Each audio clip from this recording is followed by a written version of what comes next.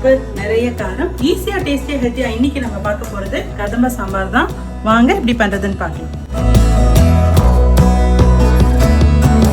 கதம்ப சாம்பார் பண்றதுக்கு என்னென்ன வேணும்னு பார்த்தோம்னா, அதுக்கு முன்னாடி ப்ரீ ப்ரிப்பரேஷனா என்னென்ன பண்றதுன்னு பார்த்தோம்னா, நான் 1 கப் துவரம்பருப்பு எடுத்து வேக வைக்கிறதுக்காக நல்லா ஊற வச்சிருக்கேன். ஒரு 1/2 hour அட்லீஸ்ட் ஊறினா பருப்பு சீக்கிரம் வெந்துடும். அதே மாதிரி ஒரு லெமன் சைஸ் புளி எடுத்து ஊற வச்சிருக்கேன். இதுல இருந்து நம்ம புளி தண்ணி எக்ஸ்ட்ராக்ட் பண்ணிக்க போறோம். என்னென்ன காய்கறின்னு பார்த்துடலாம். ஒரே ஒரு முருங்கைக்காய், 2 கத்திரிக்காய், 4 பீன்ஸ், 4 வெண்டைக்காய், சின்ன வெங்காயம் ஒரு 5-6 எடுத்து வச்சிருக்கேன். ஒரு மீடியம் சைஸ் தக்காளி, அதே மாதிரி ஒரு சின்ன சைஸ் உருளைக்கிழங்கு, ஒரே ஒரு கேரட், 4 அவரைக்காய். இந்த சாம்பாருக்கு வந்து வெஜிடபிள் வந்து நீங்க என்ன வேணா ஆட் பண்ணலாம். நீங்க சவுச்சவு போடலாம், பூசணிக்காய் போடலாம். நான் எப்பயுமே ரெகுலரா வீட்டுல அவைலபிளா இருக்கிற காமனான வெஜிடபிள் கேரட், பீன்ஸ், பொட்டேட்டோ, முருங்கைக்காய் இந்த மாதிரி வெஜிடபிள்ஸ் எடுத்திருக்கேன். எல்லா வெஜிடபிள்ஸும் கலந்து வைக்கிறது தான் கதம்ப சாம்பார். அடுத்ததா காயெல்லாம் வந்து சாம்பாருக்கு ஏற்ற மாதிரி கொஞ்சம் மீடியம் சைஸா கட் பண்ணி வச்சுக்க போறோம். சாம்பார் மசாலா ஒன்று ரெடி பண்ணணும். அது வந்து வறுத்து அரைக்கணும். அதுக்கு என்னென்ன தேவைன்னு பார்த்தோம்னா, தனியா 1 டேபிள் ஸ்பூன், கடலைப்பருப்பு 1 டேபிள் ஸ்பூன், உளுத்தம் பருப்பு 1 டீஸ்பூன், மிளகு 1 டீஸ்பூன், வெந்தயம் 1/4 டீஸ்பூன்,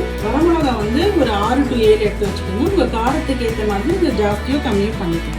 இதோட ஒரு 10 தேங்காய் எடுத்து வச்சிருக்கேன். மசாலா வறுத்து அரைச்சிட்டு தேங்காய் கடைசியில வறுக்காம தான் இருக்க போறோம். ஒரு கடாயில 2 டீஸ்பூன் அளவுக்கு ஆயில் விட்டுருக்கேன். இப்போ எல்லா மசாலா ஐட்டம்ஸும் ஒரே ஷாட்ல ஆட் பண்ணிடுறேன். ஏன்னா கொஞ்சம் கொஞ்சம் தான் இருக்குங்கிறதுனால ஒன்னாவே ஆட் பண்ணி வறுத்துக்கலாம். நல்ல கலர் மாறுற அளவுக்கு வரணும், அல்லது வாசனை வெளியே வரும், அந்த அளவுக்கு நம்ம வறுத்துக்கணும். நம்ம போட்ட ஐட்டம்ஸ்லாம் நல்லா வறுபட்டுருச்சு. இப்போ வந்து இதை நான் ஒரு பிளேட்ல டிரான்ஸ்ஃபர் பண்ணிக்கிறேன்.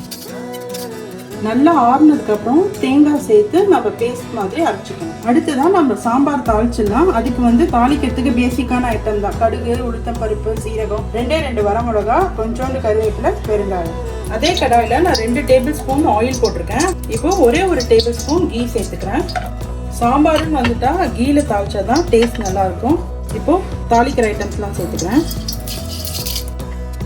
கடுகு பொரிய ஆரம்பிச்சிருச்சு. அடுத்ததான் கருவேப்பிலை, கொஞ்சோண்டு பெருங்காயம், முதல்ல சின்ன வெங்காயம் சேர்த்துக்கிறேன். அடுத்ததான் எல்லா காயுமே ஒன்றா சேர்த்துக்கிறேன். காய் சேர்த்துட்டு இந்த எண்ணெயிலே ஒரு 2 நிமிஷம் ஹை ஃப்ளேம் வச்சு இந்த எண்ணெயிலே நல்லா வதக்கிடலாம். 1 நிமிஷம் காய்கறியை நல்லா வதக்கி விட்டாச்சு. இந்த ஸ்டேஜில் வந்து நான் உப்பு சேர்த்துக்கிறேன். உப்பு சேர்த்துட்டு திரும்ப 1 நிமிஷம் வதக்கிக்கலாம். காய்கறி எல்லாம் நல்லா வதங்கிடுச்சு.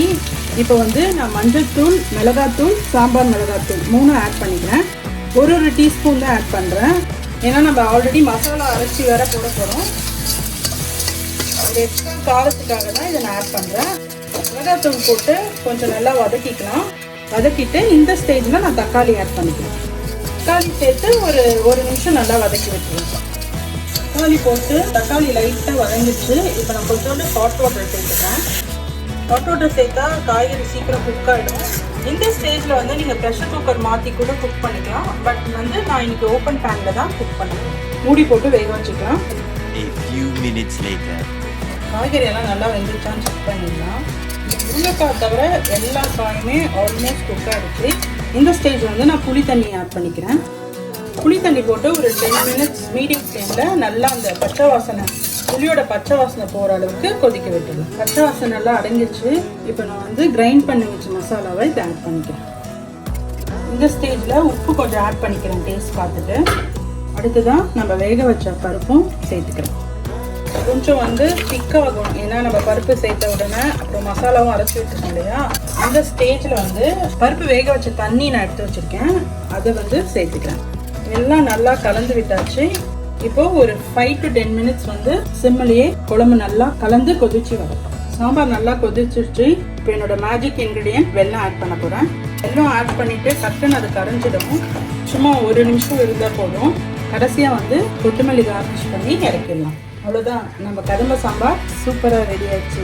இந்த வீடியோ உங்களுக்கு பிடிச்சதுன்னா ஒரு லைக்கை போட்டுட்டு ஃப்ரெண்ட்ஸுக்கும் ஃபேமிலிக்கும் ஷேர் பண்ணி விடுங்க. கண்டிப்பாக இந்த கதம்ப சாம்பாரை ட்ரை பண்ணி பாருங்க. இட்லி தோசைக்கும் நல்லா ஒரு காம்பினேஷன், ரைஸோடையும் நீங்கள் சேர்த்து சாப்பிடலாம். தேங்க்ஸ் ஃபார் வாட்சிங்.